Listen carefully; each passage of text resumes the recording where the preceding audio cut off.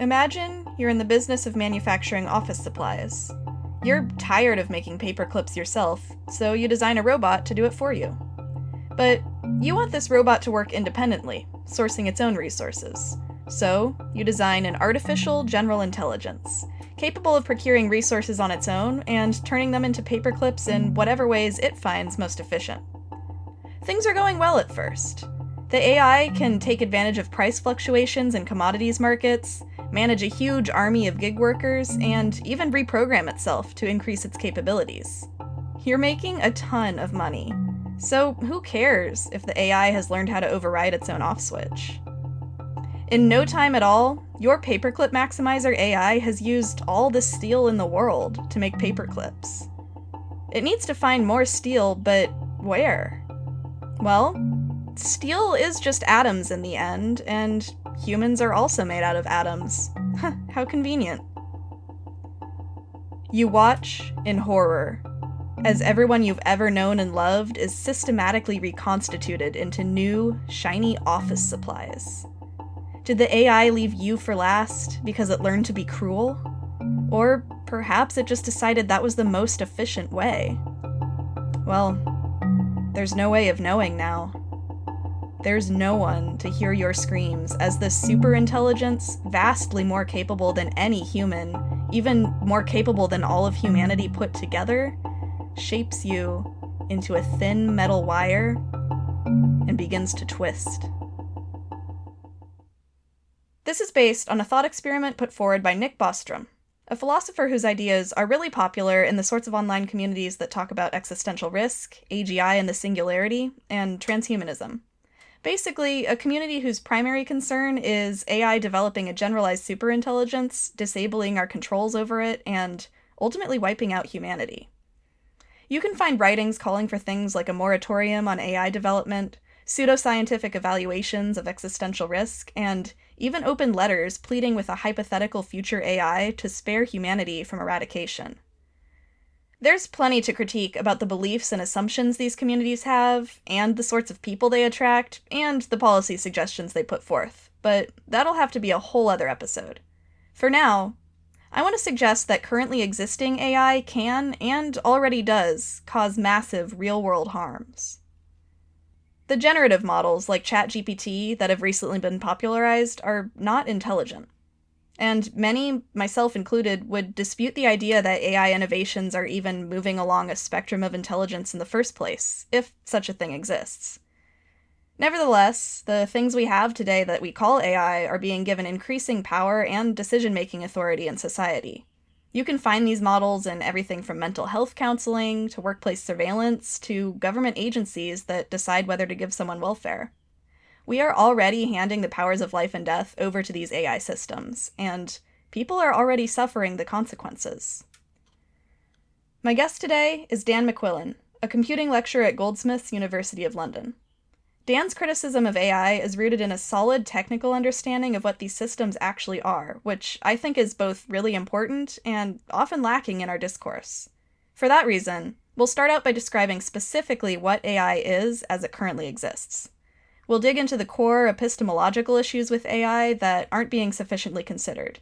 And then we'll explore how AI is already being deployed in violent ways, especially against marginalized groups, and how tech solutionism isn't really a solution at all. This is not a conversation about intelligence, or X risk, or any of the far-fetched scenarios that keep tech bros up at night. It's about the ways AI already threatens our freedom, livelihood, and, yes, our very survival. And it's about making the case for a resistance movement, built on democracy and care, that can guide us to a better future in increasingly dark times. You're listening to Solarpunk Now, the podcast about politics, science, art, philosophy, and whatever else it'll take to get us out of this mess. Join us, and let's demand a brighter future together.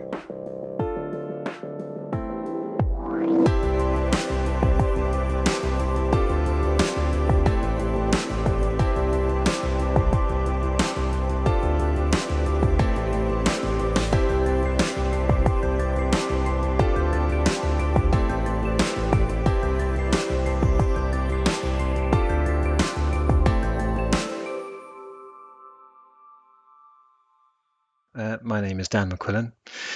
My pronouns are he, him. I'm a lecturer in the computing department. And there's lots of reasons why I got into AI, but I think most immediately, actually, it's because of big data started coming up a lot amongst colleagues, not so much in computing, but in sociology and visual cultures and places like that. And I was really very immediately struck by the social implications. So you have a book called Resisting AI, which is, I think, a great overview of the social implications and spelling out exactly what that relationship between the technology itself and our social and political structures are. So would you be able to give like sort of a synopsis or like your what the premise of the book is, why that was significant, what you're hoping to add to the discourse on AI? Sure. I suppose one of the things that frustrated me, through that early process was seeing a lot of good critiques of big data and then AI coming from people who like more situated in a critical space, maybe sort of media philosophy or something like that, which was sort of 50% good and 50% terrible because they just basically didn't have any idea how it actually worked. And so the first chapter in the book, for example, is kind of a primer. Actually, it might even work standalone. I'm not sure, but it's meant to be a sort of intro for anybody into how this stuff concretely works, and that's quite important to the rest of the book because I try to unpick the political consequences. That's the mission of the book, really. The mission is to say AI is political, or maybe to say AI is techno-political. That's my way of summing it up. And so I try to work outwards from what this stuff really does to how that is basically inseparable from the wider conditions of existence, and in which particular ways.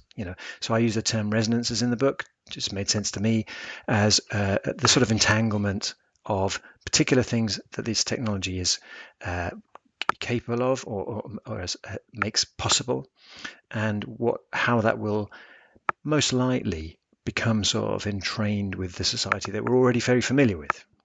And so I work through the first kind of half to 2/3 of the book is getting progressively darker about that. I start out with a sort of pragmatic frictions and sort of casualties, I suppose, of everyday AI, but then I start to look at that in the context of that in a situation of austerity, of increasing social crisis, and I get to a point where the term that I found most useful when writing the book was necropolitics, basically. So really looking at its,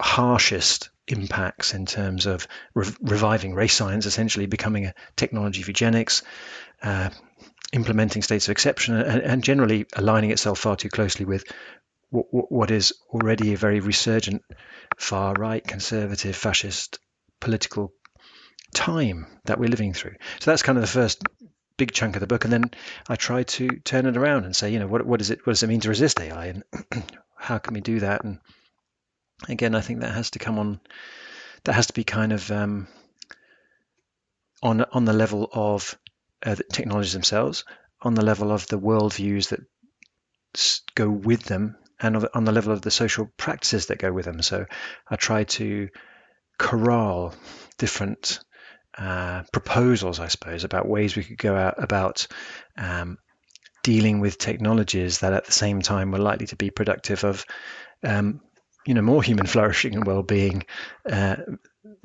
in contrast to AI. Yeah, what I'm hoping we can do here is set a nice balance between the really dark stuff and the more hopeful second half of the book. So maybe we should start sort of retracing that first part of the book where you're describing how this stuff actually works. I think maybe people have an idea that like the model is trained on examples and then it like spits out the most likely thing, Mm-hmm. and there's problems with bias and stuff, but like let's get more concrete, more like down in the actual development of the technology.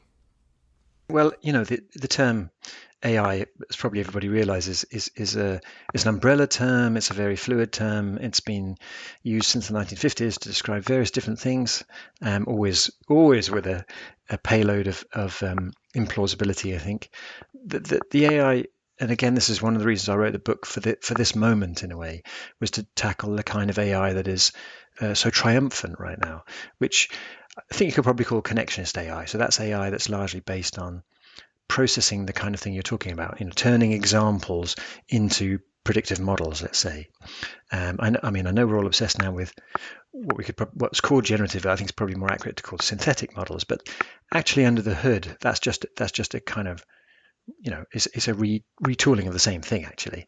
So these, I think I would call them connectionist AI, and when you can get past the maths, which is can be quite a task. When you can get past the maths and sort of say, well, what is this thing actually doing? It's got a couple of fundamental components.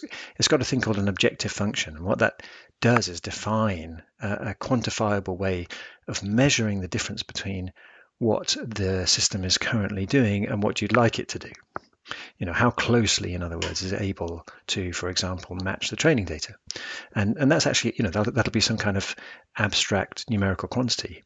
You could think of it like fitting a line to a set of points on a piece of graph paper. You're trying to, the metric there is the total squares of the distances between the line and the point. So, but in deep learning, the metrics are going to be much more abstract in, what sounds amazing, like higher dimensional vector space, but that's basically the same thing, right? It's just a number you're trying to do something with. And then you have a way of doing something with that number. So you have a means of minimizing it, let's say. And that would be algorithms like backpropagation. And in a neural network, it is reasonably well the architecture is plausibly understood as layers of what can be called neurons, but might be called nodes, but just means of passing a signal through the sets of mostly very interconnected layers and producing an output. And then the training coming from a sort of weaving back and forward across that process as it tries to minimize a subjective function. And it's kind of, I mean, there is a sort of uncanny effectiveness to this stuff. It's so implausibly because previous versions of AI, for example, what's sometimes now called good old-fashioned AI, but there's nothing good about it. But it's a previous generation of AI. It was much more rule-based and the kind of thing like, what do people do when they think about how to solve a problem? And that at least was more directly relatable to what we might think of as our thought processes, which isn't necessarily the case, but we think like that, and so it's more amenable to understanding. This stuff, you sort of poke around in the machine, sort of looking for the brain. There's nothing there. There's literally nothing there. It's a giant piece of it's essentially a statistical process. It's a giant piece of number crunching, and so it is interesting, in its own way, that it can do the things that it does. That by throwing, and this is also important, that it does learn, as they say, it gets closer to, it does learn, it does alter the weights in this system so that it more effectively emulates the input data, which is called learning. But again, that's pretty misleading. It does do that, and it can, and then it can do things that, people, including me, thought our computers will never be able to do that properly, like recognizing human faces in a way that is uncannily similar to the way we do. You can see somebody from a distance, and their face could be a bit occluded in the shadow, and so on and so forth, or maybe their gait, from a distance. You can recognize a friend in the dark at a bus stop a few hundred yards away. Computers can do that now, and it didn't seem very likely before that they could do it, and so that in itself is interesting.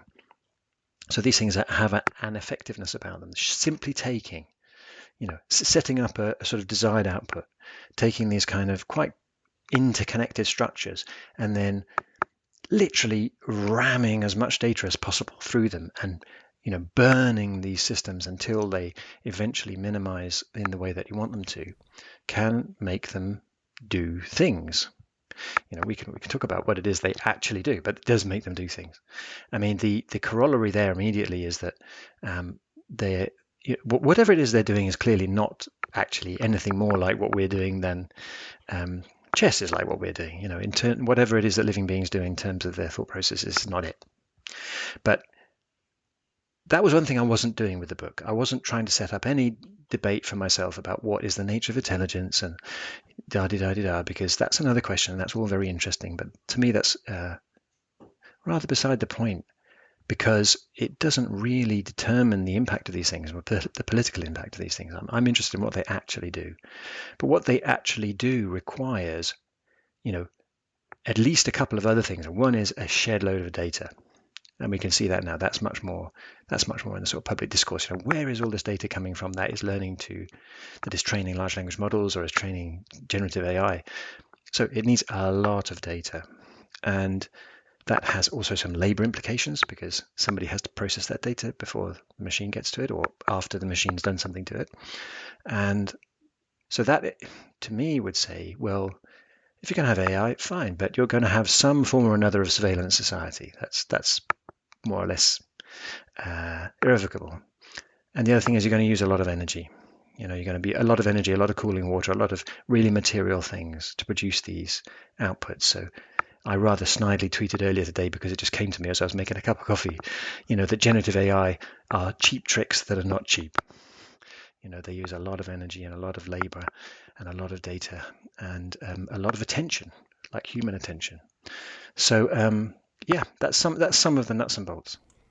Yeah, I think it's really easy to like go to a website where you can just like put in a prompt and get a picture back from an AI. Like you don't think about how much carbon, how much water is going into that, how many people are drawing boxes for hours on end. Like Exactly. there's so many political implications and connections in the construction of these models and also in their application. Like you were saying with facial recognition, I'm already imagining the consequences of a computer being able to recognize someone from 10 meters away at a bus stop. But something that is maybe a little less intuitive or doesn't come as readily to people is the political resonances within the technology. So I wanted to address that. I don't think we can cover everything, but you go through a couple concepts in the book, like thoughtlessness and brittleness are some of the terms you use to describe how aspects of the technology itself resonate with certain political practices or ideologies. So I'd love to just touch on that briefly. No, for sure. Yeah, so thoughtlessness, I mean, I suppose one of the interesting things when you look at this particular kind of AI and you compare it even with its sort of mothership, which is machine learning. So, you know, you can draw big concentric circles, like there's machine learning is a big circle within which this kind of AI sits. It's a kind of machine learning, very particular kind. But even with, you know, that other kind of machine learning is still like used for lots of things. And that kind of machine learning, one of its bottlenecks in a way was that it used some similar essential concepts of clustering and stuff like that, minimizing things.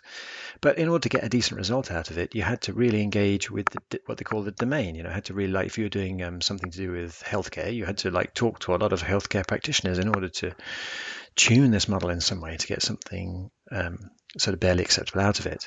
And what I think is one of the attractiveness, you know, you talked about people sitting down and plugging something in as an end user, but I think honestly that's a little bit like what it's like for AI engineers and AI professionals and the companies that sponsor them, if you like. That this is a kind of it's a universal answer machine. You know, you set up the required answer, you provide sufficiently huge amounts of data and sufficiently huge amounts of computing.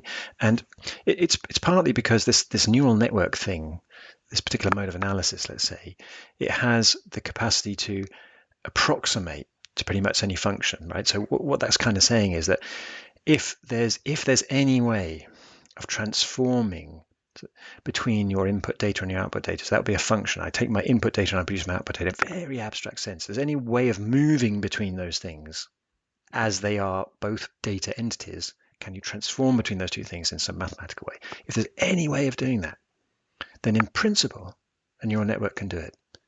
And you don't really need to do anything. Well, of course, there are clever structures in deep learning, and the transformer models, which is behind all this latest gubbins, is a clever thing in its own sense. You know, so obviously there is some sophistication inside, but essentially the principle is You've got a neural network, you've got enough layers and enough data, enough computing power, you can just get a result. So you can apply it, you can generalize it to all sorts of things, and you can take models that were trained for one thing and sort of lop off the end bit and train them for something else. They've got an incredibly generalizable power, and so that's all fine. But what does that mean sort of politically? Well, obviously one of the things I'm saying is it means people can be a bit more careless. They don't really have to think about. They can, and you see this, you see this in the hubris of practitioners. They can produce something for mental health. They can produce something for, deciding how to optimize the distribution of goods, whatever it is. They can do these things without having really the slightest clue about the real world in which those activities exist and the complexities of their contextual situation. They don't really need to. Of course, they do really need to know that if they're going to do anything useful, but that's the point. They don't really care. They can produce eye-catching results simply by shoveling in data that they've got from somewhere, and that in itself is usually involves something dubious. They grab enough data, shove it through the machine, produce an answer. And so you can see already how that fits. I think if you've got any familiarity with the current culture in Silicon Valley, you can see how that sort of fits with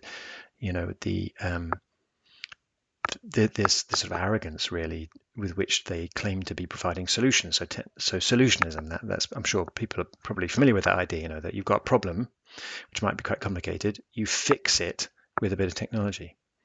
But thoughtlessness already there, again, would connect to bureaucracy. I think and that's what I try to draw out in the book, that what this sets up are many quite immediate connections with the way that bureaucracies actually operate. They like to abstract from real situations. They like to distance themselves from what's actually happening on the ground. They like to provide an air of authority. They like to provide an opacity. I mean, the very first people to study bureaucracies in sociological terms, people like Weber and so on, they said that one of the core characteristics of a bureaucracy actually is its opacity and its tendency to obscure its own internal operations. So to me, it doesn't really take much to read sideways from these things and say, this is a kind of accelerationist bureaucracy. If it's not a sci-fi machine, it's another way of doing bureaucracy, but one that comes with its own particular powers, scale, speed, and so forth, and generalizability. So, but the reason I use the word thoughtlessness, right, is because of Hannah Arendt, and that was the term she particularly used, I think, in relation to the book she wrote about the Eichmann trial.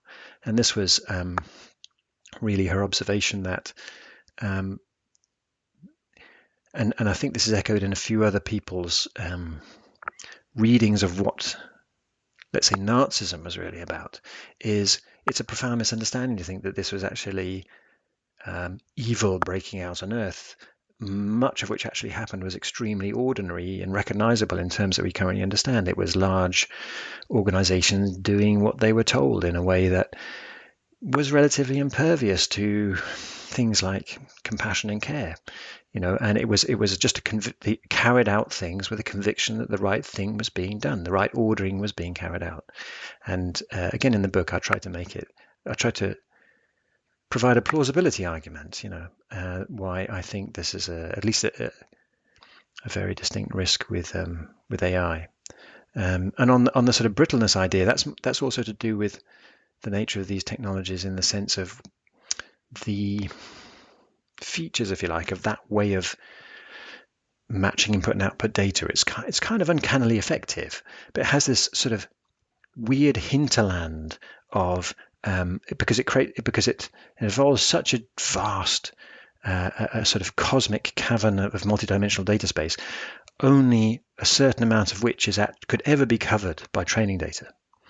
So you get the situation where it sort of works fine under a limited range of conditions, but it would often completely freak out if it's exposed to a situation that is unfamiliar, was never in the training data, or it hasn't got any bridge to that from the training data. And that's kind of how the world is, right? It's kind of if the world could be defined as a system that keeps presenting us as things we didn't expect, or just a bit unlike the things that happened before. So and what happens in those situations is things break in a way. That's what the term brittle I got from the industry itself, and practitioners. I mean, even, the so-called godfathers of AI will use that term. They will say, well, we've got a problem here with these systems because of their brittleness. Now, that in itself means that maybe AI isn't quite such a superpower, and in fact, it has. And these problems aren't things you can just kind of cut them out. They're fundamentally built in to the way it works. So you've got a problem there. If you're applying this stuff in the real world, you've got systems that really can't adapt in any way. And secondly, and that's kind of how my mind works, is like, okay, if this thing does break, who's going to pay the price? And that's really where not foresight exactly, but just thinking about, let's get real about this stuff. Let's think about AI in the real world. If you've got a system that produces certain outputs, that are kind of operationally effective a certain amount of the time, and then sometimes they go wrong, then it's extremely likely that within the current social structures that we have, that the people who get to if you like, suffer from when things go wrong, that itself is going to point in the direction of existing social gradients. In other words, like with everything else at the moment, poorer and more marginalized people are going to pay a bigger price when things go wrong. So I want to talk about performativity and what it means for AI to be performative. And I think that will have to include a better definition of that word. I think it's often misunderstood. And also the concept of epistemic injustice, I think, is really key here. Sure. Well, I would say I'm a bit of a jackdaw of concepts, so I tend to grab things that I feel I can weave into my sort of contingent explanation of how AI works. And I do that with performativity, because what really strikes me is that these systems are very much productive of that which they claim to measure, in a way, and that they create social realities rather than describe them or even just predict them, that they're actually productive modes of reality.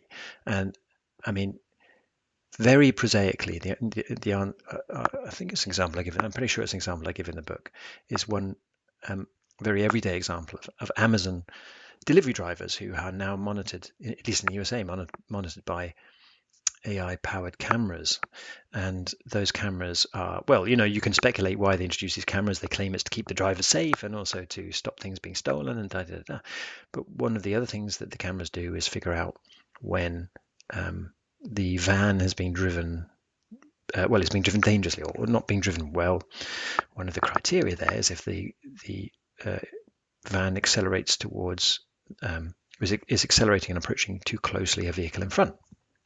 And so the camera AI, so processing these visual signals, is determining what happens. And according to a number of Amazon delivery drivers, what's actually happening in some of those situations is that the car, it's not them actually driving badly, it's somebody pulling in front of them, which isn't something they can do much about. And we've all had that experience if anybody's a driver. And this is very, very prosaic, but it's usefully illustrative to me, because it shows you the beginnings of some of the consequences of AI as a kind of enmeshing, a sort of matrix in which we become captured on both sort of both material terms and in terms of the sort of political economy of the system, and also in terms of our own subjectivity. So it sounds a bit grand in relation to the idea of a delivery driver getting spied on. But what happens, for example, when this happens, is that the system records the fact that the driver has been driving badly, and that means that in the database, essentially, that driver becomes recorded as a bad driver. And what happens then is, because the payments to their usually outsourced driving contracting company are automated as well, they're all part of a larger Amazon system, a payment will be automatically deducted from the contractor's payment, which means the driver won't get a bonus, which is what they normally rely on. So you've got this really interesting example of what I think is actually already very widespread and very I just think it's very redolent of the kind of social impacts that flow from AI, which is the constitution of a kind of subjectivity. This driver, in effect, is a bad driver, even though they weren't driving badly. And there are associated interventions. These are operational. The driver doesn't have the status of this driver as a bad driver doesn't have to go through any kind of due process. There's no evidence other than the judgment of the AI offered in this process. There's no way to appeal it. Actually, that's just quite interesting. So it completely sidesteps any element of discourse. It goes straight to acting on its own judgment, or the judgment is acted on immediately in a way that has real world effects. So I think that as the AI systems spread out into everyday life, which of course they already are doing, what we will find is that our own sense of self is, when we talk about pervasive AI in different interactions in everyday life, they, through these kind of almost like feedback loops of enforcement in a way, one way or another, will come to have this kind of effect on our own social experience and therefore on our own sense of self. And that will impact some areas that are already extremely problematic. I mean, I think again in the book, I'm pretty sure, I briefly mentioned at least the possibility of, or rather the complexity of when AI systems are involved in making decisions about gender for one reason or another, which may then involve interventions that actually invoke the presence of the police, for example, in some sense, and that the possible consequences of that. So I think the unfolding of the authoritative identification of attributes of us, in the different ways AI systems do, has a very powerful constructing effect about how we experience ourselves. Yeah, absolutely. I mean, I'm already thinking, like, the way I talk to a Google search bar is different than the way I talk to someone. Like when we're aware we're being monitored by technology, we operate in different ways, which I really want to talk about when we get into mental health care, but I also want to talk about necropolitics, so I wasn't sure where you wanted to go first. Yeah, well, let's. I mean, we said we were going to do the descent into darkness, so let's do it. Let's go down necropolitics, and we can work our way out again, hopefully. Yeah. But didn't you ask me something about? We said about performativity, and you mentioned something else. Epistemic injustice, which I think ties in here too. Yeah, let's mention that then. I mean, again, it's me being, well, magpie's probably a better analogy. I'm what I'm looking for. I'm taking Deleuze's sort of instruction to view theory as a tool set, and I'm trying to pick up different things that apply in different ways. But I think, if anyone who reads a book will realize how much various kinds of feminist critiques are kind of core to it, really, and I don't think that's any accident. We can explain why maybe when we come to the more positive bits. But epistemic injustice is a term I'm pretty sure was coined by Miranda Fricker. Anyway, she's definitely done the longest explication of it, and the idea of it. So it's kind of the clues in the name, and it comes in two varieties. And I think she would call this testimonial injustice and hermeneutic injustice, right? So it's she was using the term to describe the experience of women, particularly, in the process of the emergence of second wave feminism, I think, really, which was that they didn't have any way to articulate to themselves and each other their experiences of essentially disempowerment. And the testimonial injustice is basically not being taken seriously. You say something and your word doesn't count. And I find that really useful in relation to AI, because I think that one of the powers that AI draws on is it evokes a lot of authority. It's such a sneaky thing, actually, AI. I mean, I did a very close reading of I don't know if you saw the GPT paper, the OpenAI paper. GPT are GPTs. So it's all about the likely exposure of jobs to large language models, and also how large language models were a general purpose technology equivalent to the printing press. Oh my God, yet again, and whatever, And anyway, they're very sneaky, because they don't say, oh, this doesn't mean that AI is going to put lots of people out of jobs. Of course, they do mean that. They just apply X exposure, and this is the same sense in which the testimonial injustice is a way of tackling the way AI does claim authority without explicitly claiming it. And it does so by resting on the laurels of the positivistic science culture that we have, in which those kinds of authority carry authority, and somebody's word, particularly the word of somebody who is socially positioned as being marginalized in some way, being less important, or being second best in terms of authority. So she was using the term, testimonial justice. Your word doesn't really count when compared to the word of whoever, or in this case, an algorithmic system.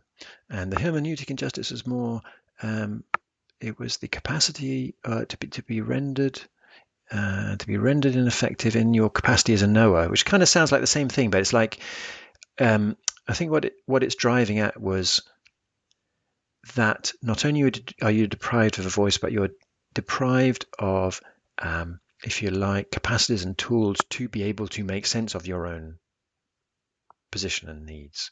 So you're not given the tools to construct an understanding.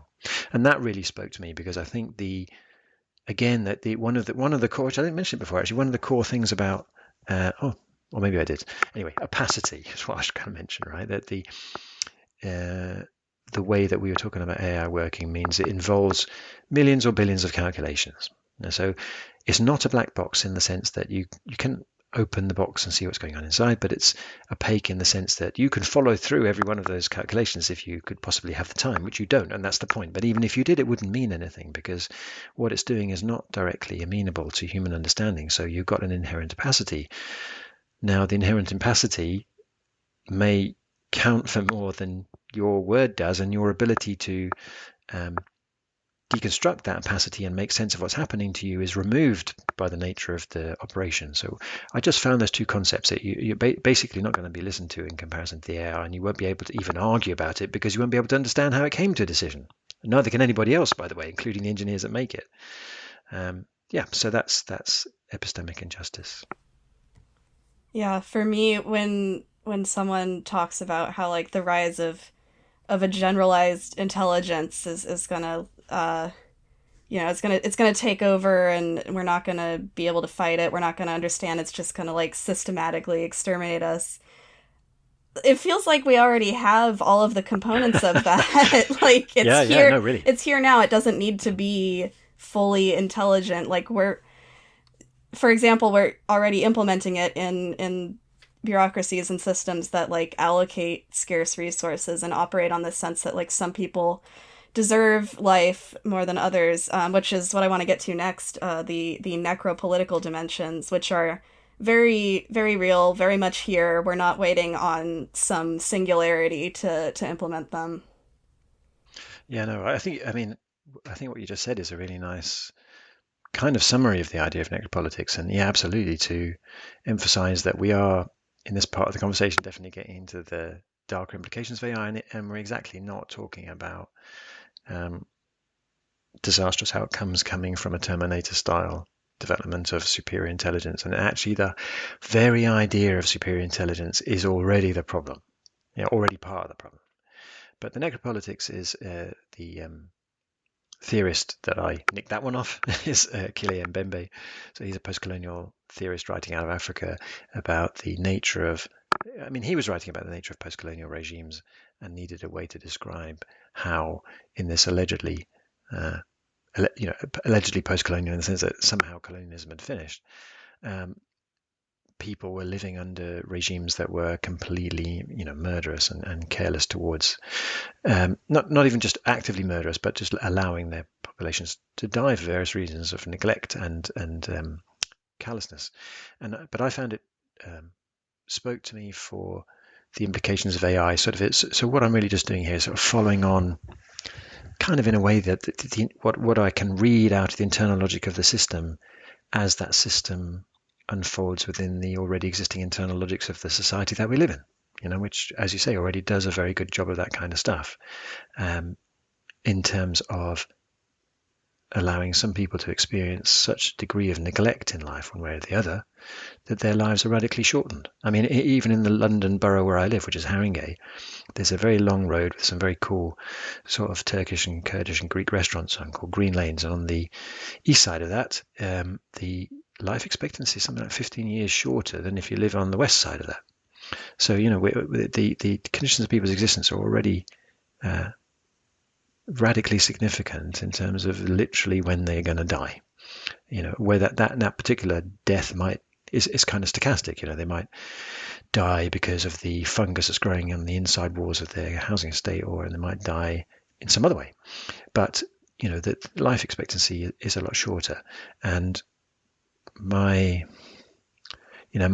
alarm about AI is that because its overall drive is optimization. That's what it does internally. That's how it solves its mathematical problem. But that's what it is most amenable to, as an application in the world. It optimizes something.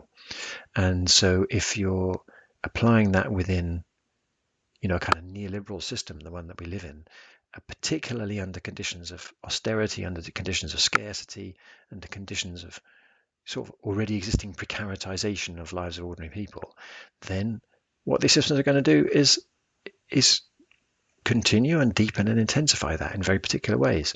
And I think that can already be seen. I think it's most vivid actually and it's very interesting because it's like the EU, which is in the news at the moment, and as I understand it, at least in the narrative in relation to what happens with USA, is because my timeline has got quite a lot of people from the USA in it talking about AI, and they go, oh, look at these Senate hearings, what rubbish here, if only we had something like the EU and the AI Act, and the EU is doing a very interesting thing of positioning itself as a defender of Enlightenment values and, riding on this credibility of GDPR as if that had somehow worked, and then sort of saying, yeah, we're the ones who are going to do AI right. We're going to do AI you can trust, and it's going to be fulfilled with, it's going to live up to European values. And of course, the most immediately necropolitical AI we can see at the moment is exactly what the EU itself is investing massive amounts of money into, which is border technologies of the EU, where the EU already has a policy of allowing basically people to drown or freeze in forests or whatever it is, at their borders. And it's a very conscious process, and they're actively, it's not even passive, this is actively participant. The EU itself, Frontex is actually, which is their border agency, is very deliberately creating the material conditions for people to die in large numbers. And that's what AI is already being enrolled in. Now, so that's pretty bad, But my concern is equally the more invisible transformation of most other kinds of social system, like allocation of housing or distribution. I mean, welfare systems we can see already being turned over to one kind of machine learning or AI or another. And there's some really good work done by a bunch called Lighthouse Reports.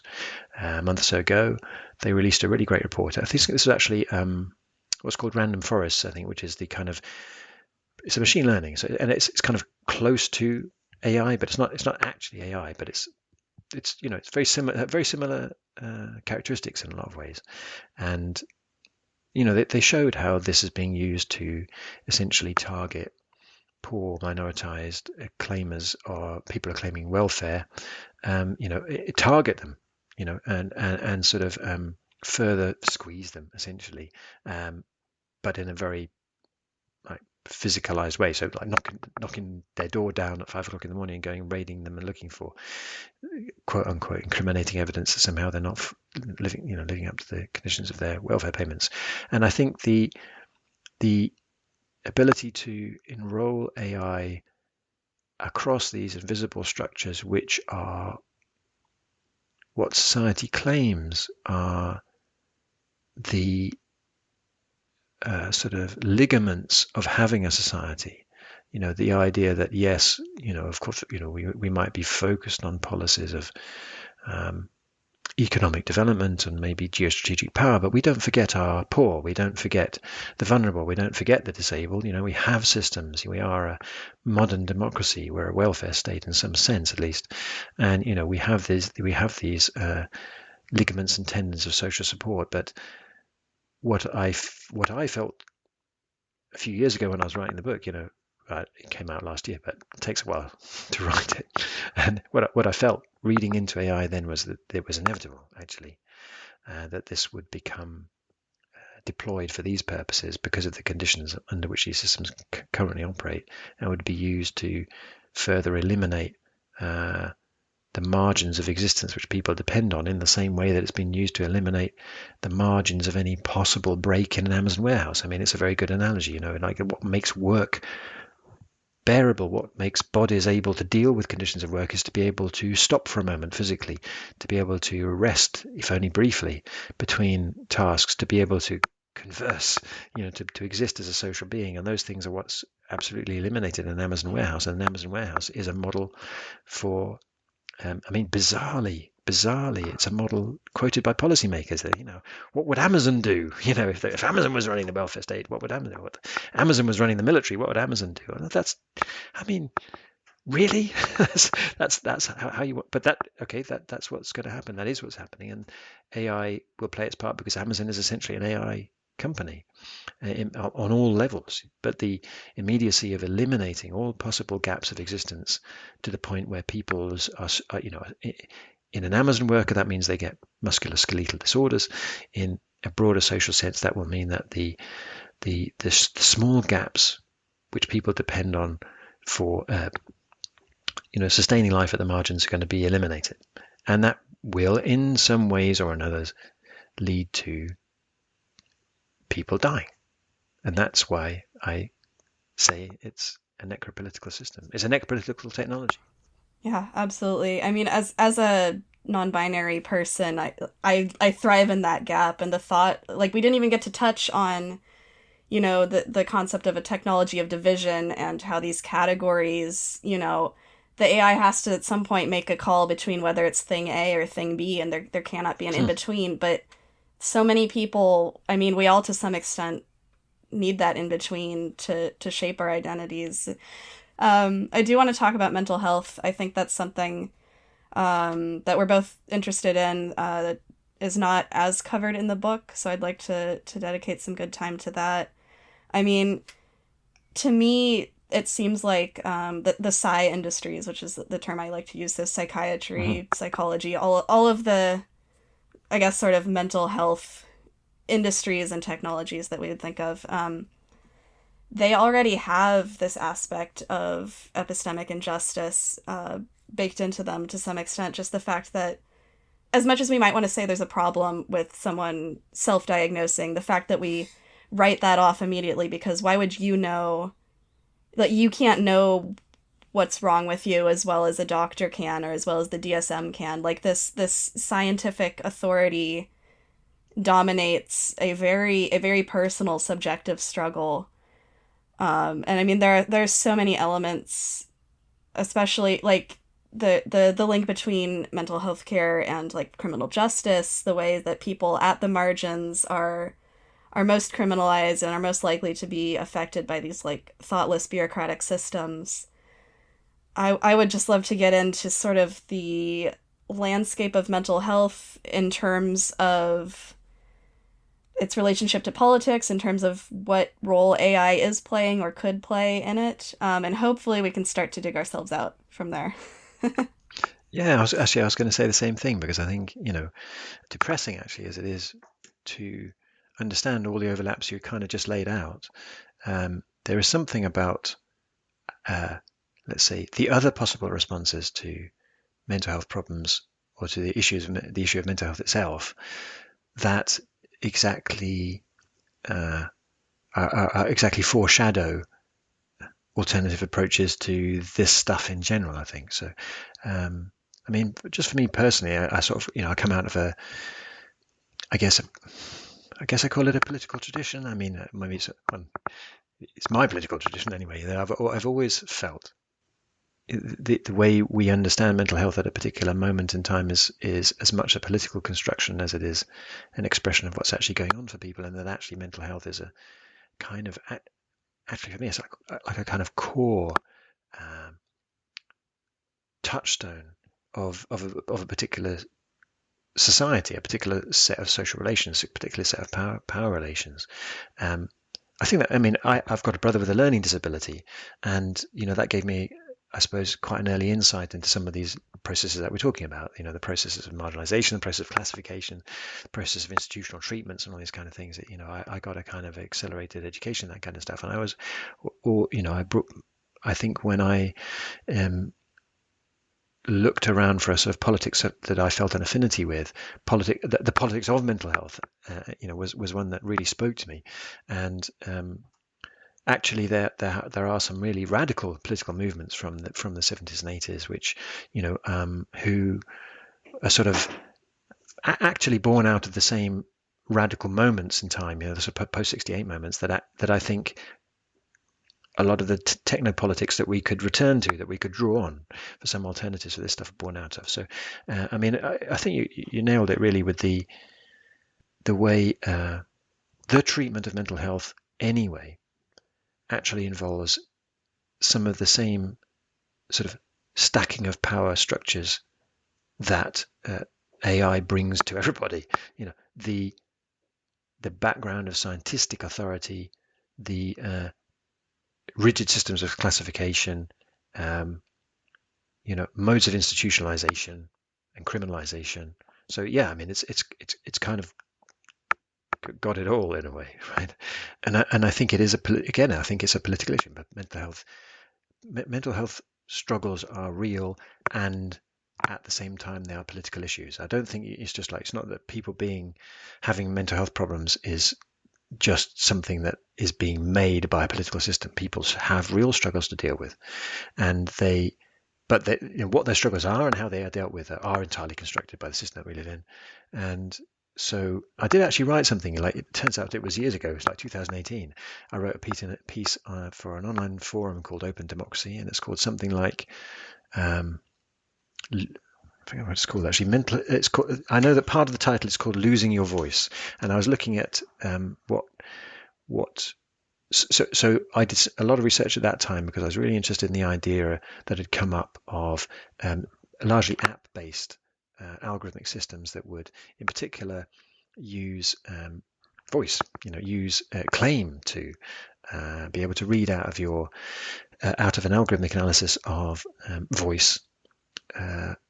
Early warning signs. There's a guy whose name temporarily escapes me, but he was head of the sort of national funding for mental health in the USA, and then went on to join a startup, like so many of them did, including some of the people who generated DSM, the diagnostic manual. And his phrase exactly was something like, "This was a smoke alarm for mental health," or something like that. And it has all those elements that a lot of this later AI has. It has this kind of predictive aspect. It has this construction of subjectivities. It has this immediate sort of operationalization of a sort of disempowerment in terms of the power relations. And also, I just thought it's going to be really, really crap. It's going to be ineffective because there's no way these algorithms are the right way to try to relate to the irreducible complexities of what it is to be, let alone what it is to be in distress. And yeah, so unfortunately, I sort of took my attention away from that stuff towards a more general critique of AI and getting into all the different issues. And then, lo and behold, when large language models pop up, some of the first experiments with them. I was kind of peripherally aware of various car crashes on the way, of sort of app-based, partly algorithmic mental health tools causing lots of problems one way or the other. But I hadn't really paid attention to it. But then, there we are. When ChatGPT comes along, somebody has the bright idea of like, oh yeah, well, we've already got some kind of peer support online system. Let's introduce ChatGPT into that. Now that's just a kind of somebody having a kind of bright idea. They think it's such a clever thing to do. But what's far more concerning is how this stuff would be implemented seriously, at scale. It just encapsulates so much of the argument I was trying to make in the book. Here we have another crisis. I came across this term a while ago. I didn't use it in the book, polycrisis. This idea that we've got austerity, got the climate crisis. One of the other crises we've got is the mental health crisis, partly resulting from all the other crises. So, hey, we've got a crisis. We've got societies that refuse actually to, put resources to particular kinds of ways of dealing with that crisis. They want other ways to deal with those crises, and they want to do that at scale. They want to do it. If they want to bring all those smart city values to it. They want to bring efficiency and streamlined and anticipatory and predictive. They want to bring all those things into the world of mental health, and that's what's going to happen. So, I mean, it's horrifying. It's horrifying. But in that article, I was looking back at it actually because I thought, I wonder what I was thinking about at that time. And what I tried to include in the article at the end was the alternative. They're still existing and mostly sort of hanging on by their fingernails since the emergence of the sort of anti-psychiatry movement in the 1960s and 70s. Those sort of experiments that are hanging on houses in the community, crisis houses in the community where people can go and be treated with respect, be treated as a person, as a peer, but be around people who have some capacity to support them. Processes that involve, the voice of the person themselves. It's not imagining that schizophrenia or depression or any of these things are processes in which somebody can be as rational as they might be at other times when they're not experiencing those things. That's not the point. But to include somebody's voice at all stages, for the bits when they're having a crisis and for the bits when they're not having a crisis, their version of how they would like to be dealt with in a crisis, at the very least, I think these are really alternatives. And what they're all based on, they're all, for me, fundamentally based on relationality. They're based on the idea that, okay, so someone has a long-term mental health problem. That doesn't make them a lesser human being, or a being of less worth. And it doesn't mean that.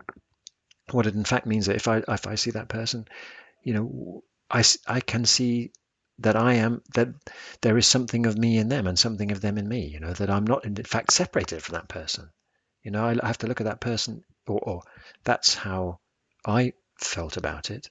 And that, I think, is actually the evidence is that's a lot better way, more effective way to deal with mental health problems. So what I'm trying to do here is sort of gather something out of this horrible nightmare situation, which is definitely upon us, which is the application of the AI that we're talking about to deal with problems like mental health and other problems of so-called failings in people across disability of all sorts, and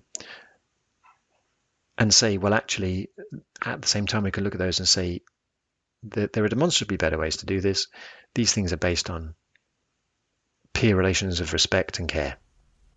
So care is the next big thing I want to get to. That comes up in your book as well as sort of a basis we can draw from when it comes to resisting AI. And also something we need to talk about is what it means to have an anti-fascist approach to AI. That's, the whole subtitle of the book. So let's talk about anti-fascism and how it's got this positive dimension. It's not just the resistance of fascism. It's positive putting forward a politics of care, of, feminist perspectives, anti-colonialism, all sorts of things. I would love to start to build up an alternative that will provide a basis for us to resist necropolitics and fascism and other things as they threaten us. Yeah, absolutely. Well, I found, again, writing the book, I found care to be actually the thing that emerged from taking that sort of dark journey towards AI's necropolitics and simply inverting it and saying, what would the other to this look like? Because I am also convinced that the alternatives need to be self-consistent in the way, if you like, that the kind of reactionary nature of AI is self-consistent in terms of technical operations echoing and reinforcing social operations. I think the other thing has to be true, that if we're going to really build any viable alternative, it has to be consistent in some way, that our relationality and even our philosophy is consistent with our technology and consistent with our ways of organizing ourselves. So anyway, when I just at the starter point where I got that point of sort of the minimum, and then sort of inverting it, so what would the other to this be? And I came across a book about care, and it articulated for me everything that could be said about the other ways of constructing relationality. And I think it's directly applicable to AI, because even people are doing very pragmatic analysis of something like the data sets in AI, which is quite a popular way of probing the less visible horrors that go into AI. The term they're constantly repeating is that this is careless, careless, careless. Now, I think we need to be careful when talking about care, actually. As a couple of people pointed out to me afterwards, is that care itself can be coercive. The care system as such has maybe more the emphasis on system than it does on care. I mean, care is more in the name than in the practice, and let's say people who've experienced mental health problems might not immediately want to relate to this idea of care, because actually the thing that they've been subjected to, which describes itself as care, is, well, it's actually really more carceral and coercive. It's not actually care, but it is called that, and so we have to be careful about what we mean by care. And I think what we mean by care is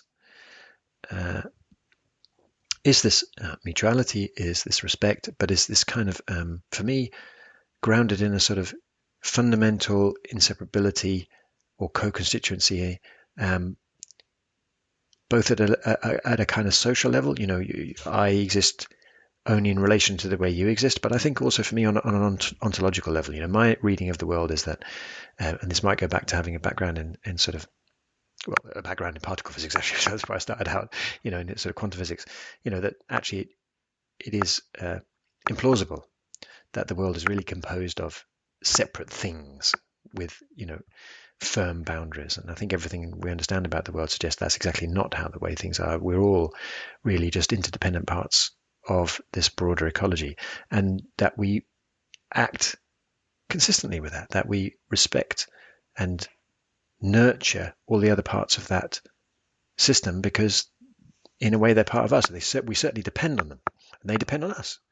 And so this broader concept of care is what I'm trying to reach for, as a sort of political ethics, I suppose, as a way of guiding the construction of more immediate action, more concrete forms of organization, or even decisions about technology. So the bridge, which I think you would really nicely trying to lay out there, which might seem abrupt to some people, would be to say, well, that doesn't sound like anti-fascism, that I've read about or whatever. And well, actually, for me, it does, in the sense that my reading of anti-fascism, my understanding of anti-fascism, and even my experience of anti-fascism, actually, is that it is about that. It's a militant form of caring. Absolutely, it's responding to extreme circumstances. It's responding to, unfortunately, the extreme circumstances that we're also currently going through at the moment, which is where actual fascism is resurgent. But it's also responding to the latent sort of microfascisms of everyday life, which are the raw material, the raw field out of which the stuff emerges. And it's saying, yes, absolutely, there's a need for opposition here. There's a need for resistance. But that resistance only has a point to it, because it's protecting something, and it's creating space for something else to be, to continue to exist, to flourish and spread. Because that's one thing always to remember maybe about this, which these are quite dark times in a way, but even under really existing periods of historical fascism, the committed fascists were a very small minority. Actually, a lot of people got swept along into it. A lot more people felt unable to resist at the time for one reason or another. Quite fair. Given the circumstances, you can see why they felt that way. So again, there, the idea of anti-fascism is kind of anticipatory, in the sense of saying, look, we can see the way things are going. So let's not go there. Let's stop this early where possible. But let's stop it. I picked anti-fascism because it speaks to me through my own experience. I see anti-fascism not simply as a sort of subset of militant activism, but more a stance that is also present in lots of other things. I mean, there's a really great football club not that far away from me that's sort of same area of northeast London, Clapton Football Club, which are an anti-fascist football club. And so what do they mean by anti-fascist? Well, they are collectively owned. They have a set of kind of minimum values that they have around their supporting, so they're obviously racist behavior and misogynist activity on the terraces. They engage as a football club. They're a club and a set of supporters, but they see themselves as integrated into their community. So they might be involved in doing something like food banks, or they might be involved in doing something like international, something raising money for some internationalist project or whatever. So that the anti-fascism there is I would say it can manifest as a need to resist specific instances where more fascistic forms of doing things are coming into play. But what it's really doing is recognizing that any forms of overt fascism or organized fascism have their roots in ways of relating, and that the commitment of a particular of something that's calling it that's taking a stance as anti-fascist is exactly to create and sustain and grow and expand. Those are the kinds of relatings in any and every kind of activity that is structuring and restructuring the ways we exist, that fulfill the dependencies that we have simply for whatever it is, housing, food, care, social support.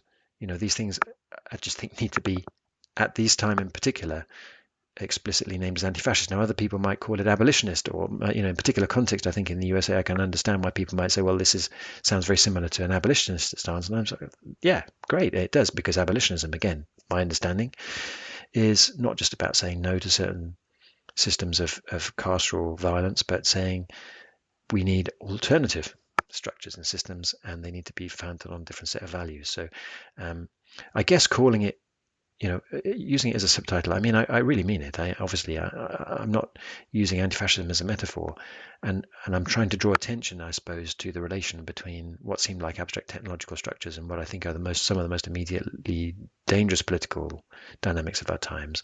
But I'm also trying to use it as bringing that together with the idea of care as a set of tools for guiding us, towards the decisions that we need to make about ways forward, decisions about how to organize ourselves, decisions about how to arrange our social relations, and decisions about technology.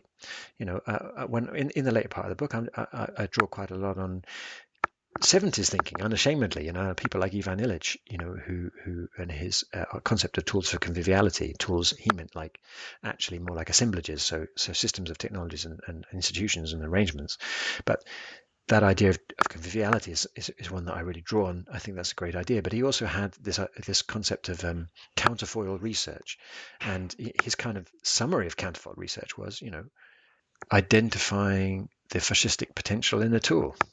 So he's saying whatever it is we do, whatever process we start, whatever technology we're trying to develop, we should say, in what way could that steer us down that path at any point? Yeah, I think the end of the book does offer a lot of good tools for, how we should think about technology, the sort of structures we should be building as alternatives. But I do want to talk about sort of these theoretical tools you offer, feminist theories of science, post-colonial science, post-normal science. Yeah. Sounds really cool too. Yeah.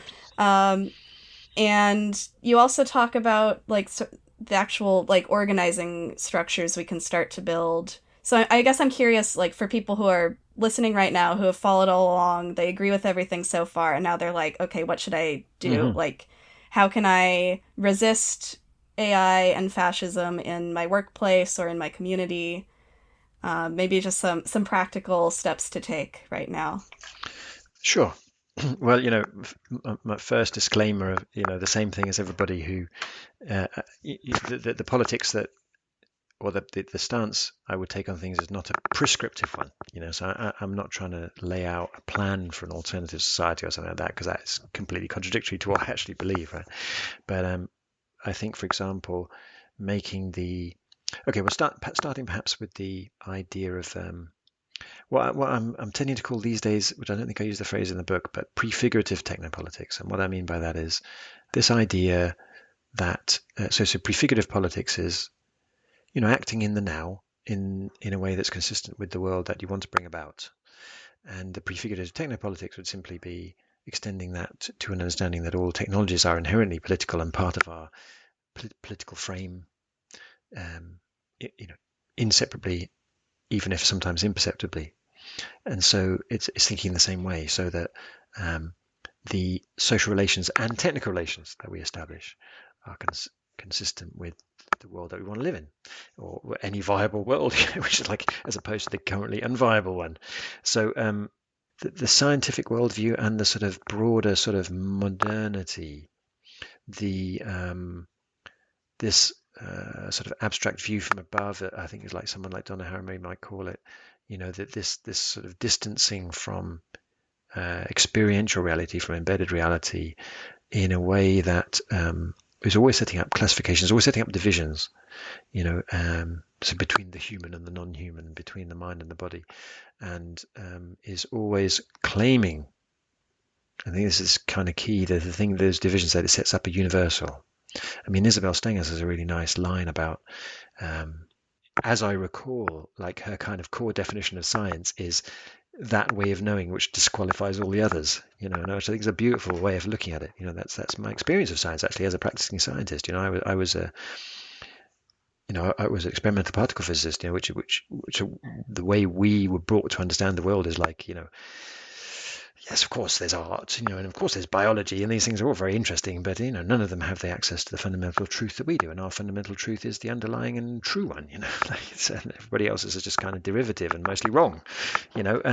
So that's the attitude of science, and that attitude flows outwards and flows through the worldview of modernity in a way that has led us to the point that we're in, basically, of a burning planet and widespread social injustice. It's not, that's the field of sort of approaching the world, which has unfortunately reinforced and sustained that. It's not the sole determinant of it. And so there are different ways of approaching science. I mean, it's not like I'm trying to chuck science out the window, because I think there are, there's saying that the scientific method is contextually valid.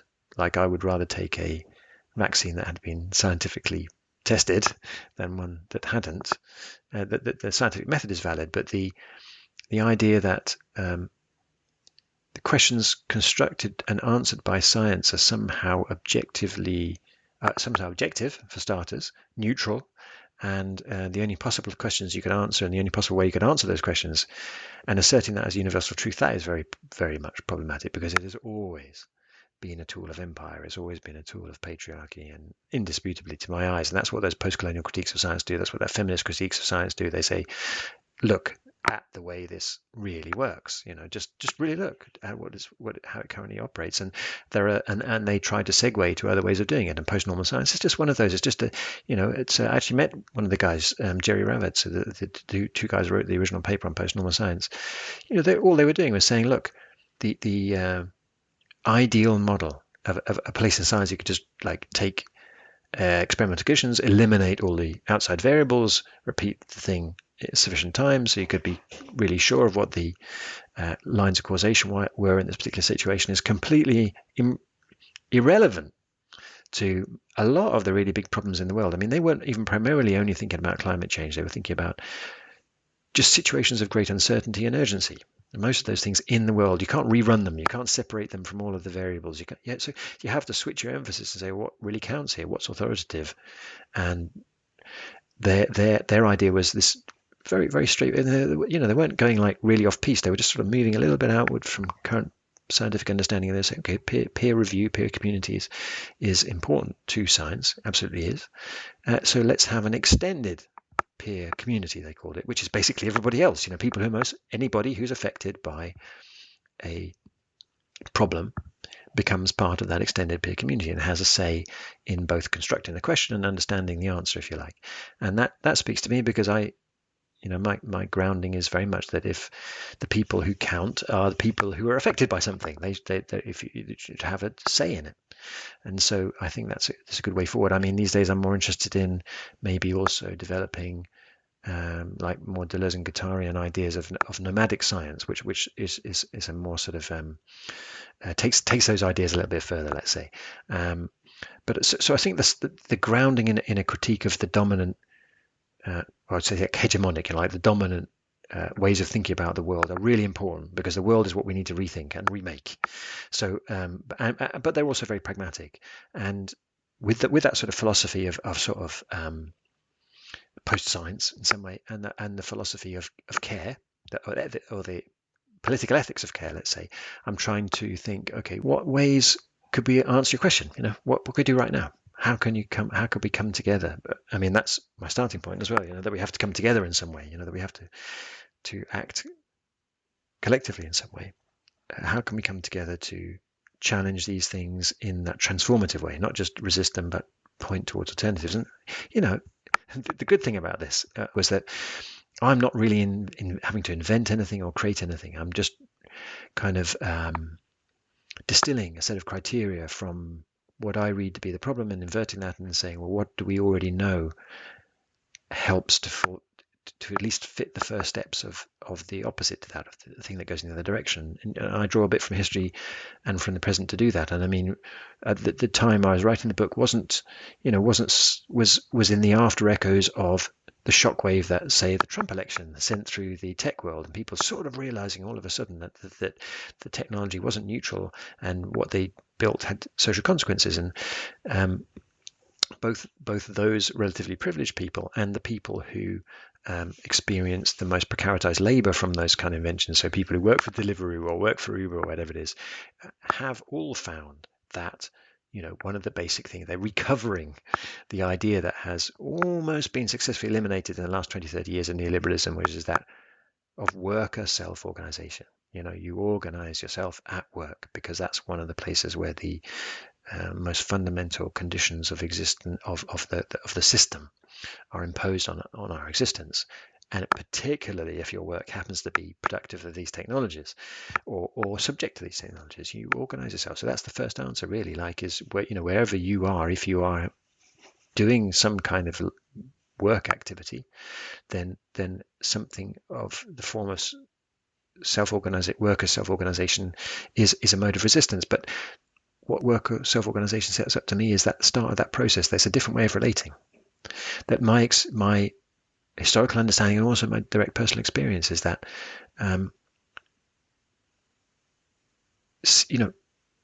authentically engaging in that kind of process is transformative in itself. Your subjectivity is transformed by engaging in that process. It puts you in a different position, a position that changes you in relation to others. So these seemingly small things, in a way, perhaps, are not just about making life a bit more livable. They're about trying to experiment with the processes that are going to produce both different peoples and different worlds at the same time. It's a grand claim, but I think that if we're talking about immediate things you can do, then actually these small organizations where the relationships are based on respect and care, that are mutual, that are collective, and that recognize our dependency on each other to make anything any better, are the starting point. And in the book I just try to extend that out from the workplace, or not out from the workplace, but to extend the pattern, and say that the same thing really applies to basically pretty much any area you can think of. I mean, I call those people's councils. So I would really imagine people's councils forming around, let's say, a situation like mental health. And actually that's a direct experience. I have experience of supporting a patient's council, which was basically exactly that thing. As people who are subject to the mental health system going, we need to have a voice here, we need to have a say, we need to push back against things like ECT machines. We need to get together and form ourselves in some kind of collective body that can push back. And this is also filling the gap that, to me, resides in all this talk about regulation and so forth, that people pin their hopes on, that somehow there's somewhere or other, a good government or a good system that's going to protect us from these bad effects, rather than actually being entirely consistent part of the same problem. That we need to have some kind of traction, and we're only going to get that together. So workers and people's councils, which handily, have a pretty good, long, and I think strong historical record as ways of organizing, are ways of starting to organize alternative structures that can envisage the possibility of a different way of life and a different world. And whether it encounters with the technology to me is in the same thing of, that the way I would now talk about it, about that idea, those ideas under care and those ideas under technology and those ideas under organization, is that these are all forms of making worlds. And that the IWW, actually, to go back to work organization, had this phrase, to organizing the new world in the shell of the old, which I'd only modify by saying to organize new worlds in the shell of the old, the idea of pluralistic worlds. And I've been really excited recently to discover, more about other areas of resistance that are related to First Peoples or indigenous cultures in different parts of the world encountering directly, these bits of the world system that are also technical, things like data centers, intruding on their way of life the same way that every other bit of colonialism already has, and resisting that both materially but also ontologically, saying, this stuff represents a way of making worlds that is antithetical to what we already are hanging on to as our culture of different understanding. So I'm looking for small steps, absolutely, daily life, any form of self-organization at work or in the community that can understand the need for immediacy of relation that isn't mediated by representation. Because if you look at another commonality across all these things, it's representation through data, representation through political systems. I think that's a key plank of the problem. So I'm looking for things that are not representational, that are direct and experiential, that are based on peer relations, that draw strength from collectivity, and that consciously look towards transformation, that are ambitious in the sense of seeing themselves, as at least glimpses, as at least peeks behind the curtain of what else is possible. As we're wrapping up here, I've got kind of a big question. Do you think there's any hope for AI? Could AI play a role in, I guess, a solar punk future or utopian future? Is there a potential for it to be something radical?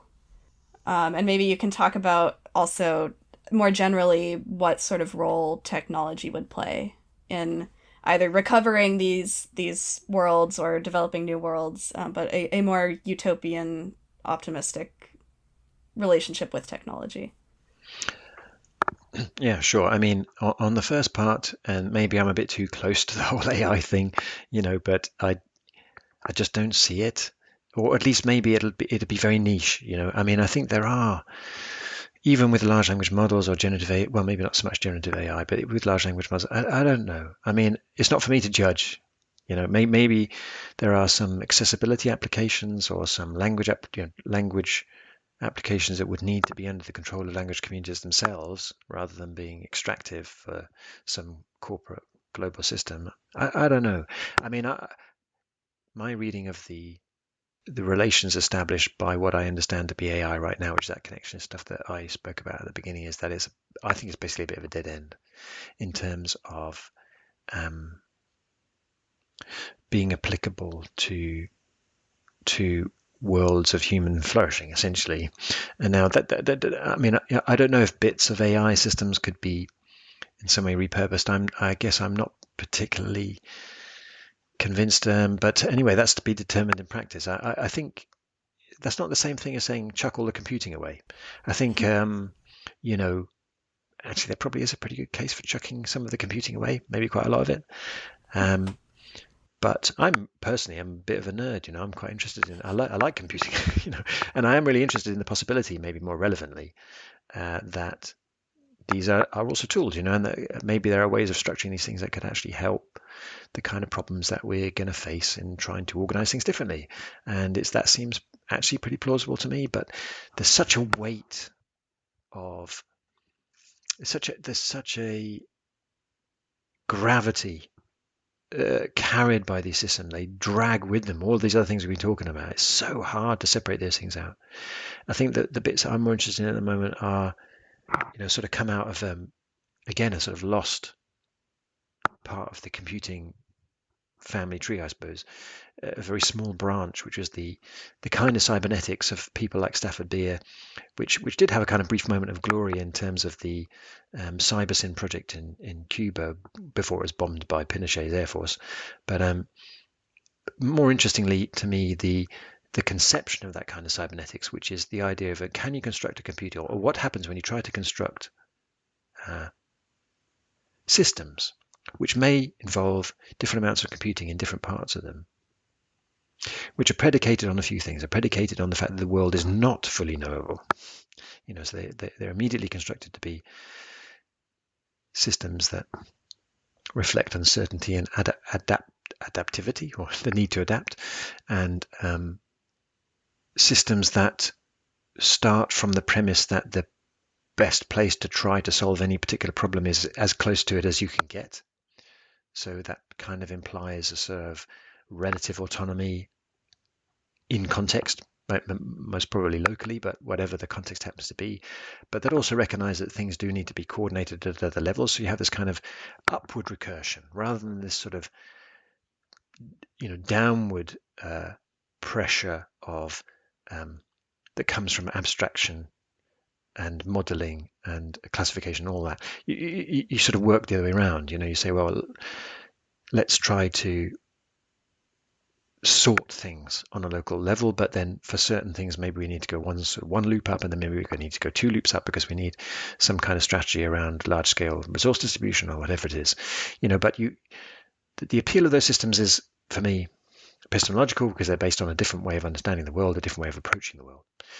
I think they're very consistent with ways of approaching the world that start from a kind of humility, rather than a sort of hubris that we can wrestle the world. We're going to do a Francis Bacon, we're going to bring the world to heel, using our new technology, and have this other benefit that then don't necessarily have to be all computable or computed. They can be partly human, partly computing, and that does speak to me, because I think we're heading for a society that's probably going to be sort of somewhat rebuilt out of the ruins, that we're going to have to repurpose what we've got. And I have every faith, actually, in people's ingenuity to do that. But I think it's rather than thinking of pure new technologies that we can construct from scratch that are going to be better, I'm thinking much more in terms of process of reassembly, but in structures that are kind of utterly different and that reflect the same kind of world making through care that I think is going to have to underpin a solar punk future, but I think this stuff's not just, it's not like it's not far away. It doesn't have to be far away. I mean, the example I draw on in the book a lot is, not a lot, but it's an important example, is a thing called the Lucas Plan, which was an arms company in the 1970s, where people's jobs are under threat, but what the workers' response wasn't just like to go on strike or something only. I mean, I'm nothing against going on strike. I do it regularly, but it was to transform the business. It was to take their engineering knowledge and construct, out of the skills that they'd previously been used to make tanks and whatever, airplanes or whatever. They started to build hybrid vehicles. This was the 1970s. They built hybrid vehicles and other similar technologies. And the same thing's happening now. There's a factory called the GKN factory occupation in Italy that originally made car axles, and they were actually owned by a British, one of these kind of futures trading companies who just decided to optimize their investment portfolio by shutting this factory down. And the people in the factory said, actually, no, we're going to occupy the factory because that's going to ruin our lives if you do that. We're going to occupy this factory and we're going to use it for something else. We're going to extend our community out towards, beyond work, out towards our community and wider, and say, we want, we now occupy this factory. We're going to use it to make things. We need to make a living. We're going to use it to make things. What are we going to make? And at the moment, or at least most recently, as I understand anyway, they got to a point of, through collaboration with people who'd already developed this methodology of producing photovoltaic cells that don't depend on rare earth metals, which is really interesting development. But what's maybe more important about it is this whole kind of mode of imaginary, that the capacity was already there, for that factory, for those people, or any community anywhere, the capacity is already there. The capacity is, because all of the capacity at the end of the day is us. It always was us, and it's never been from a silicon chip. It's always been us. The capacity is there to restructure and relate things and produce things differently. And that's what I think is important about this time now, because we don't have any time to waste. Absolutely. So, with all that in mind, my last question for you is, what does utopia look like to you? Yeah, well, you did actually warn me about this question. So you might say I should have a good answer to it, but I mean, so the same disclaimer, right? I don't really know what utopia looks like. I would say I feel lucky. I've had a reasonably long life actually, and a lot of varied experience, and I feel I've had glimpses of utopia. And I mean, even on a sort of cold, wet, miserable morning on the picket line or something, there can be moments of a sort of establishing a community there of real joy actually, and you feel that you've stepped outside of that constraining, suddenly free of the sort of 100 leagues of weight of sort of hegemonic values that weigh on your head, and you suddenly stepped out and you're creating a moment amongst yourselves of cheerful rebellion actually, and that creates that's a very that's a very embodied experience. It's a whole body mind experience actually, and so I've experienced quite a lot of things like that over the years, as somebody who's been involved in different kinds of activism of one or another in the mental health scene as well. Like I remember events around what they call survivors, mental health survivors, activists of just being in a community where you could be as weird as you liked and everybody accepted you because everybody was weird. It was so freeing. It was absolutely amazing. And what actually came to my mind when you said, what does utopia look like? I actually thought back to some graphics by a guy called Clifford Harper, who was a kind of basically an anarchist graphic artist, who was I've got he did a book I checked it out, a book in 1976 called Radical Technology, and you can find some images online of this. You got Clifford Harper, Radical Technology, and they've always stayed with me, those images, because they were based on his experience, which was not so far from my experience. In fact, I think literally not so far, like North London, But the pictures he portrays of an ordinary row of houses, but the back gardens are collectivized, and some of it's a giant, vegetable patch allotment, and some of it's a kid's playground, and there's a workshop around the corner where people are fixing stuff, and I think there might be solar panels on the roof. I think that was part of his thing, and certainly wind turbines, and there's a series of pictures. I think they're called collectivized garden, autonomous housing estate,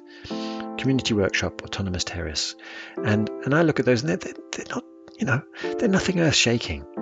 They're quite possible quite now, and in fact, those things have existed, in my experience and in my lifetime, and they've come and gone. But they're ordinary, everyday transformations that, to me, would be, enough utopia to start with.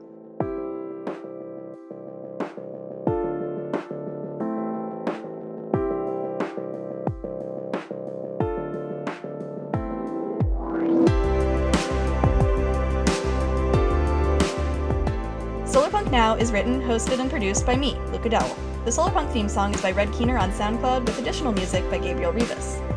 My guest today was Dan McQuillan, author of Resisting AI, an Anti-fascist Approach to Artificial Intelligence. Check out the description and show notes for his book and contact info, as well as a plethora of his recommended readings.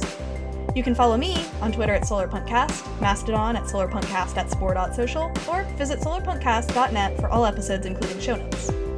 You can also visit solarpunkcast.net to donate to the show. Running a podcast takes time and money, and I do all of this myself, so your support is greatly appreciated. That's solarpunkcast.net, link in the description. And remember, the realization of any vision requires action. I strongly encourage you to get involved with the local organizations whose goals align with the brighter future you want to see. Analysis is important, but we have to back it up with practice.